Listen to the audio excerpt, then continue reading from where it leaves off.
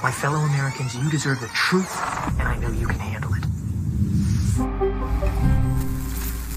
My name is Jonna Mendez, and I was chief of disguise at the CIA. One of the things that was going on when I was chief of disguise was an enormous research program into the new advanced disguise system. It was basically the masks that everybody always wondered if we used masks, and this was the beginning. This is a series of photographs of when I met George H.W. Bush in the Oval Office and revealed to him that I was briefing him wearing a mask.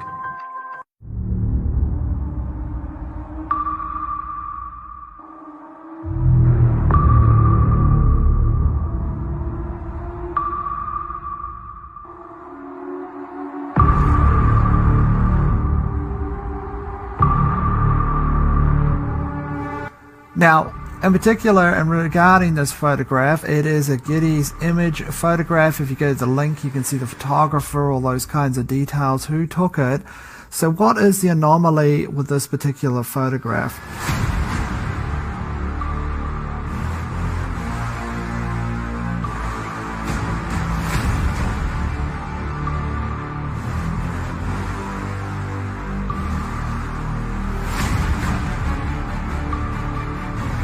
Do you have any people paid by the CIA who are working for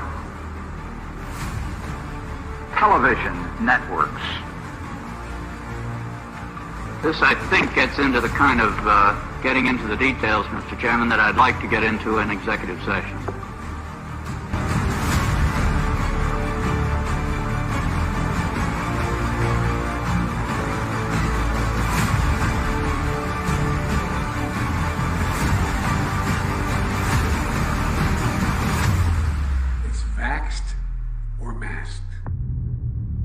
It was a big challenge to come up with something that finally actually animated and worked to really fool a person, but we did.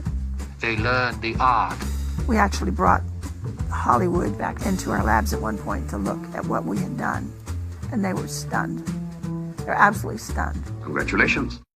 My husband was Tony Mendez, and he was played by Ben Affleck in the movie called Argo. Aliens and robots? Yes, sir. You're telling me that there is a movie company in Hollywood right now that is funded by the CIA? Yes, sir. Are there many actors in Hollywood who also moonlight as agents, do you think? I think there are probably quite a few, yes. I think probably Hollywood is full of CIA agents, and we just don't know it. And I wouldn't be surprised at all to discover that, this was extremely common. Tony, they didn't mention it in the movie, but Tony had deep connections to Hollywood, to the tradespeople out in LA that did a lot of things we were interested in doing. Special effects people, makeup people. Tony was chief of disguise 10 years before I was chief of disguise. And so he passed on some of his expertise to me.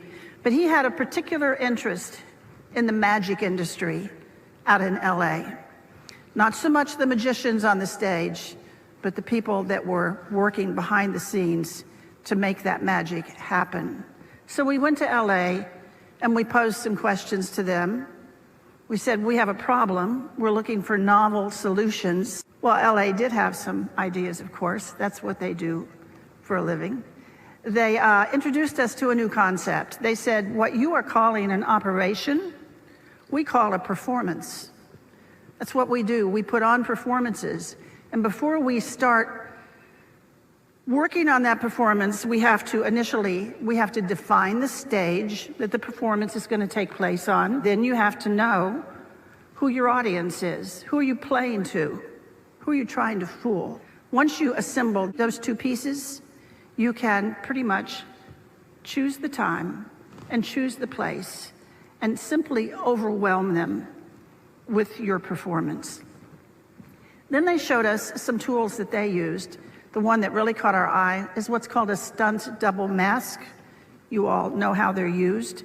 When the movie star is so famous or so good looking that they can't risk damaging him, we liked the idea of stunt double masks. They're quick on, they're quick off, they dramatically change your appearance, and we started using them and found them to be valuable to our operations. But that audience piece of it did not allow you to get close enough to one of those masks before the illusion fell apart and you saw it was a mask. So we went back to our disguise labs out at Langley, and we invented a whole new genre of masks. Masks that are so good, that are so realistic, that you can actually get up close and have a personal contact with someone for an extended period of time. They're good enough that you can brief the President of the United States in the Oval Office wearing a mask. And he isn't sure if it's you or if it's someone else.